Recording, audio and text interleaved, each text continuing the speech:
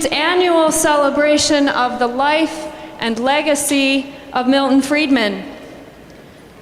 Nearly 4 years have gone by since Milton Friedman passed in November of 2006 at the age of 94. One of the most influential economists of the last century, Friedman was a leading advocate of free markets and libertarian ideas.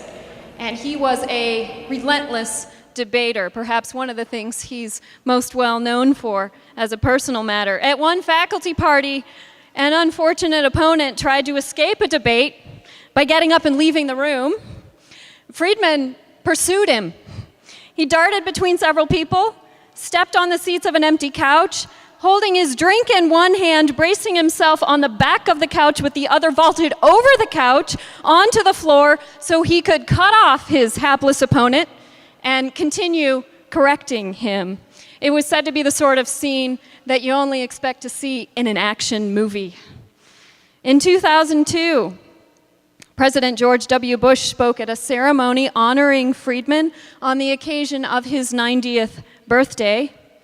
And you can bet, at lunch at the White House, at least so the story goes, Friedman told George W. Bush exactly what he thought about Bush's unpaid-for tax cuts.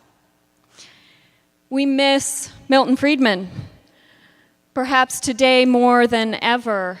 In light of the financial crisis of 2007 and its still ongoing aftermath, it's especially important that we pause at events such as this one, hosted by the Show Me Institute, to remember the lessons that Friedman tried to teach us. Lessons about markets and freedom, but also lessons about market failure. The Chicago economists you hear talking today sometimes seem to believe that there's no such thing as a market failure, even as they look around at the current environment. Milton Friedman knew better. It's because of the market failure of sluggish price adjustment that Milton Friedman thought it very important for economic welfare to keep the flow of nominal spending in the economy stable. Milton's preferred tool for keeping the flow of nominal spending in the economy stable was monetary policy, of course. And though he was very suspicious of the power of fiscal policy, in true emergencies, it is indeed the case that Friedman believed both banking and fiscal policy have due place. He used to quote the advice approvingly that his teacher Jacob Viner gave to policymakers during the Great Depression.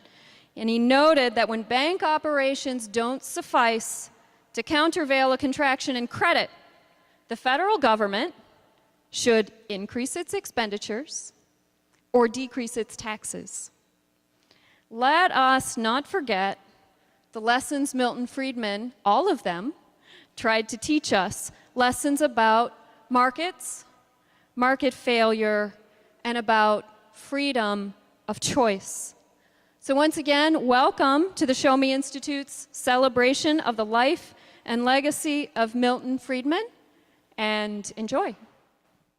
I'm Rex Singfield, the president of the Show Me Institute, and I just want to also welcome you here.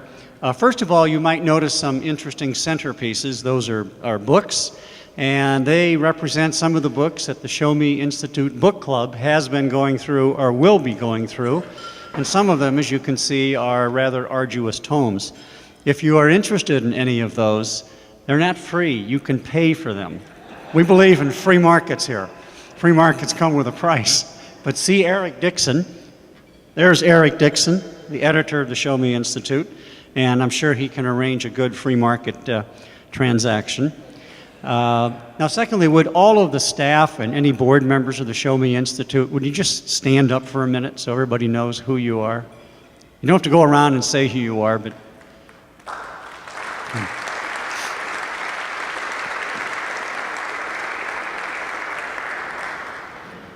Thank you. I want to thank, as Bonnie Wilson did, I want to thank St. Louis University for providing what is just an unbelievably beautiful space for this event. You know, we've had now at least a couple years now a cooperation with St. Louis University in the Show Me Institute St. Louis U Speaker Series, and we've benefited by having some outstanding speakers like Steve Levitt of the University of Chicago, co-author of Freakonomics, Dr. Jeff Marone of Harvard University, Carolyn Hawksby, formerly of Harvard, now Stanford, and these have been fabulous, and I hope you can make it on November 30th. It will be an outstanding speaker. He is president of the New Russia Party, trying to spread freedom and free markets in Russia. His name is Garry Kasparov, and you probably know him as the former world chess champion. He was champion for 15 years and the youngest person to ever become world champion at the age of 22. And if we have time, I'll give him a few pointers on how to play chess. We have a terrific program today, and we're actually going to start it at this moment. And I would like to welcome the moderator, Joe Haslag. Joe is a professor of economics, chaired professor of economics at the University of Missouri-Columbia, and he is the chief economist of the Show Me Institute. Professor Haslag.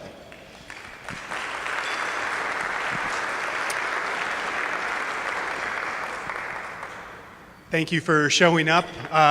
This is odd. I'm not used to having a mic, and I'm used to walking around a lot. I'll do that in a minute, and I'll also take my seat over there. Thanks for coming. This is, as Rex sort of mentioned, I think the 4th or 5th year that we have honored Professor Friedman on his birthday, thanks to a grant from the Friedman Foundation and to the hard work of the staff here with the Show Me Institute to put this together. There's a number of ways to try to encompass one person's life. We're going to take one stab at this today. One of the things about an economist, especially one who is as tremendously gifted as Professor Friedman is, you think you know a little bit about everything. Well, he actually did know a lot about a lot of different topics and was extremely gifted in being able to articulate that. That's one of the special gifts that elevated him to the point where he was beloved not only by his students, although some of them had rough goes with him, some of the graduate students did on times, beloved because of his ability to take highly complex interactions among you and I and translate them into simple ideas and articulate them in a way that he could convince you that he understood the world in a very elegant way, and that you should listen to him. He covered a lot of topics, and so what we're going to do today is bring together a panel, and each panelist is going to come up with some particular aspect of the breadth that Professor Friedman covered, and in doing so, try to illuminate with you or share their ideas and their insights about how important his contributions were to that particular area. There's a couple of, you can call them house cleaning things that I would like to go over as well. One of the things about honoring Professor Friedman, and one of the things that the Friedman Foundation has given the Show Me Institute in the past few years, are funds to conduct studies. So there's actually a study that's coming out today. Actual Pay, a survey of Missouri public school superintendent salary and benefit packages. This was a paper that was started several years ago, involved lots of Freedom of Information Acts. Is Audrey here? Audrey's traveling. So one of the authors, Audrey Spalding, member of the Show Me Institute staff, was very involved in putting together these Freedom of Information Acts. So you're going to see an analysis and a description of what we know about the, I always get the number wrong. Mike, is it over 500 school districts in the state of Missouri? He's going to nod for me, yeah.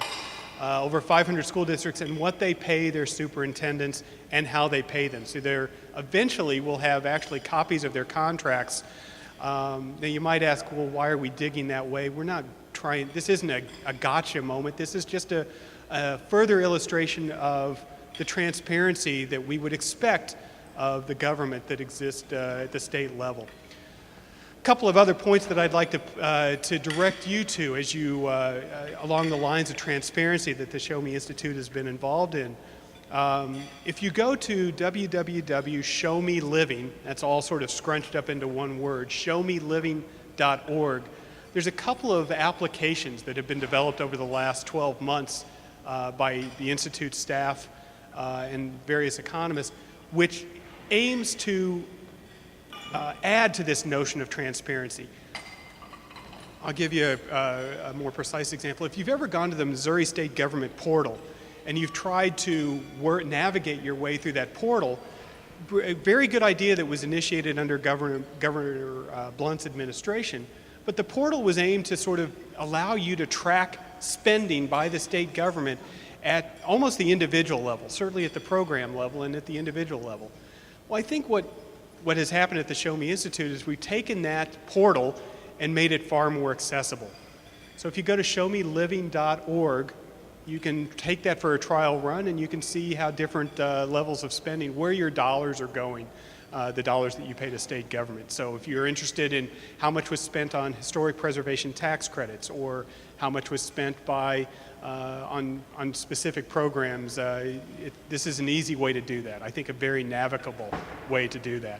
The other one that I'm extremely proud of is if you've ever read, almost on an annual basis, certainly the last 3 or 4 years, Dr. Arthur Laffer, who was the architect of the supply-side tax cuts that were undertaken during the Reagan administration. Dr. Laffer has been working on books, usually with Stephen Moore, sometimes with other people, where he collects data across states. Well, we took that idea and kind of put it on steroids. So not only do we have more variables across states, if you're interested in measures of tax collections by various categories, property taxes, state income taxes, corporate income taxes, a variety of other spending measures at the state level, just some basic demographic and economic measures of those data. We've collected those not only for the state of Missouri, but for all 50 states, not only for all 50 states for 1 year, but for all 50 states for, in some cases, as long as 30 years. So the economics professors in the room, if you're not affiliated with the Show Me Institute and you're looking for your students to go out and do some data collection and sort of understand the world around them by looking at evidence, this is just a phenomenal way to introduce them to the economic data that exists.